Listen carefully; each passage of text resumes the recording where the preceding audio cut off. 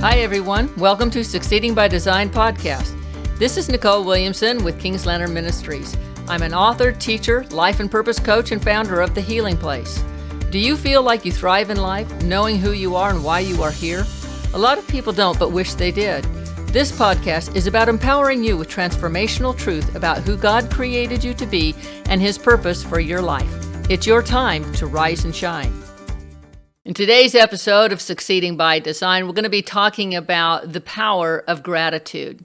Succeeding by Design, I'm going to remind you, is there's a two-part thing about succeeding by design. Is number one is God has designed you, and He's designed me in specific ways with gifts, with talents and abilities, callings.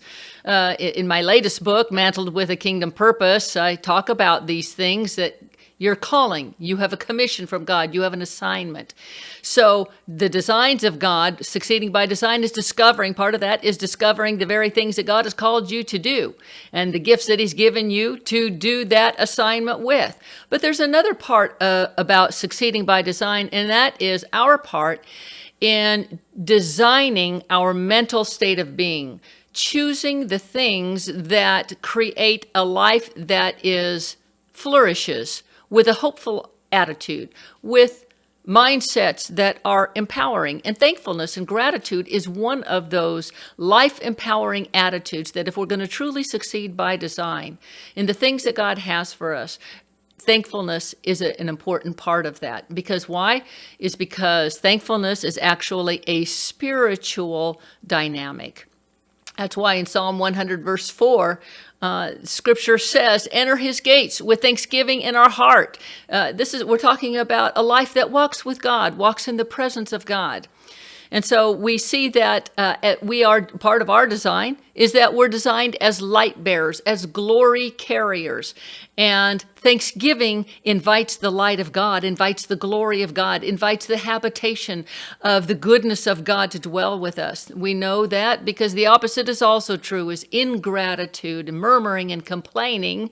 What invites darkness? It does not invite the glory of God. So today we're going to talk about designing our life with a mindset of thankfulness.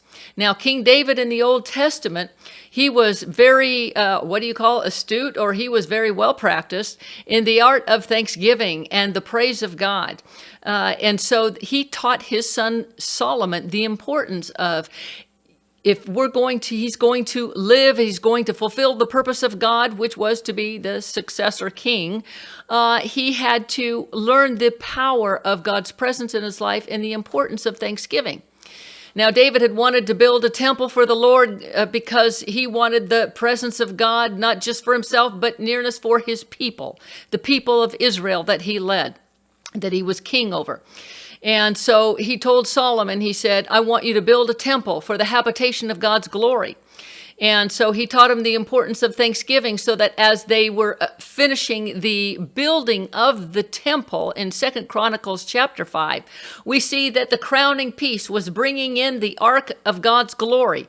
Everything else had been put into place, the altar of sacrifice and the laver for cleansing and the menorah for the light in the holy place and the table of showbread and the altar of incense. And now it was time to bring in the altar or the ark of God's glory. But as they did, Solomon understood the importance of song and worship and music to create an ambient, an environment that would invite the light of God and the presence of God, not just the piece of furniture.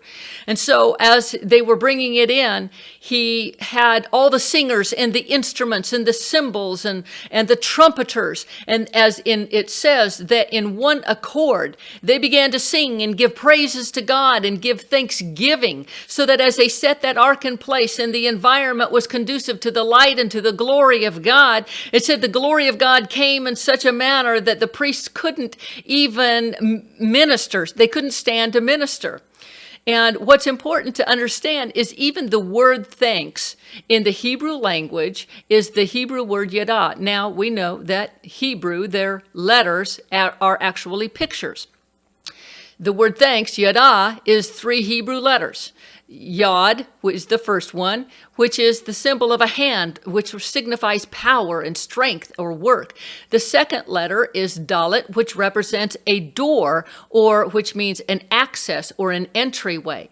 And the third letter is of Yada is Hey, which speaks of a window. It means to behold. It speaks of revelation. It speaks of the breath of God. So we see that when you put these Hebrew letters together in the beautiful word of thanks or thanksgiving, which was being demonstrated in inviting the glory of God, the light of glory of God into that temple, we see that you can say those three letters of thanks. It actually means the work or the power of access into the heavenly realms of revelation. This is what Thanksgiving does for us.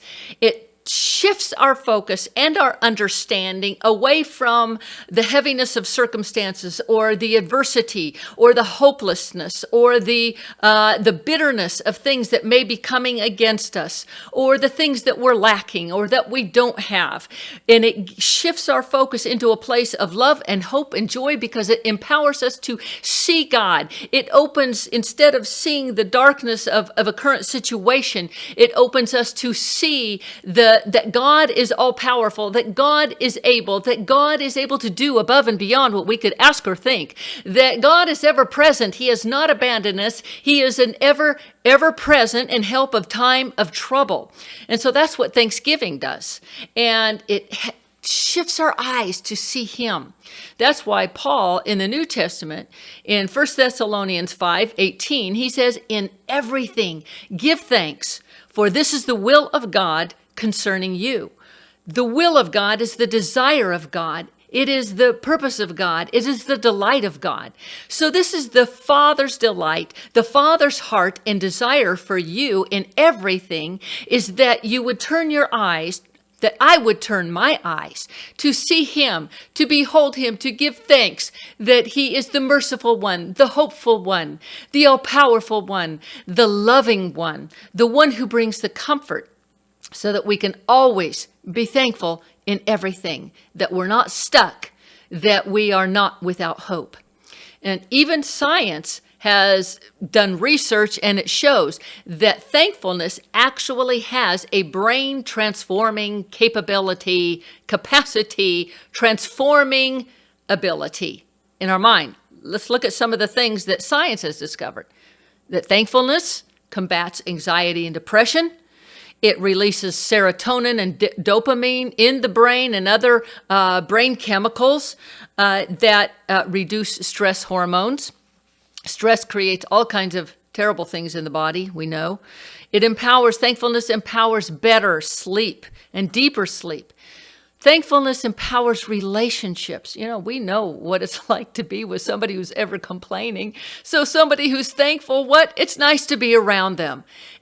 But it also empowers in that relationship the ability to see beyond what is happening. If there's a conflict in the relationship, remember, it's giving you access into the heavenly realms. It's giving you access into revelation to bring maybe a word of wisdom that's needed for that situation. Thankfulness is so key to our development in succeeding just in the practical things of life, let alone the destiny that God has for us.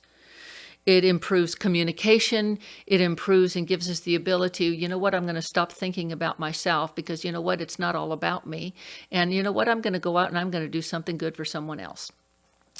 Thanksgiving empowers emotional stability.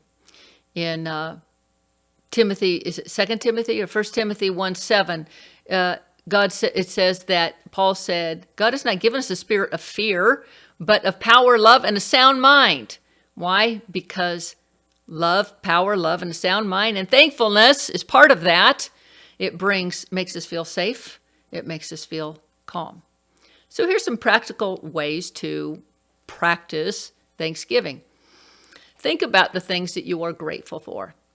I remember a time when I was going through a lot of adversity, and you know what it's like to go through adversity. You feel heavy, you feel sad, you feel grievous, you feel a lot of heavy things.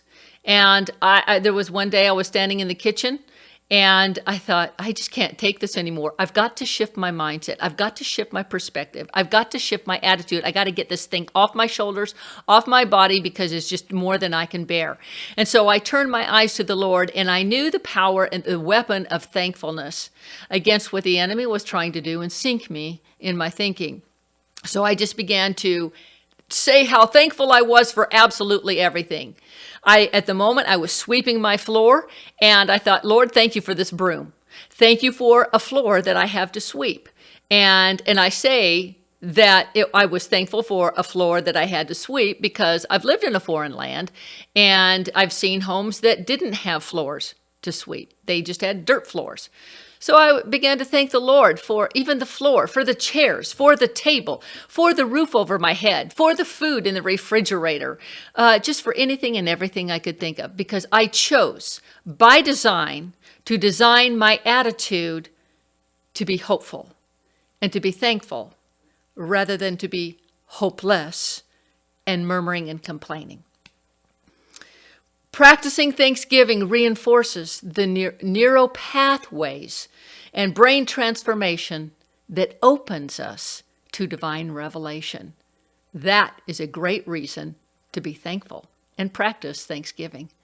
So today, here's the question, is what can you be thankful for? So God bless you for joining me today. I pray that your day be blessed with the goodness of God and the ever-present presence of God with you. Remember, it's your time to rise and shine. So I hope you I invite you to check out my website, kingslantern.com. Check out the Healing Place, the resources that we have for you there. God bless.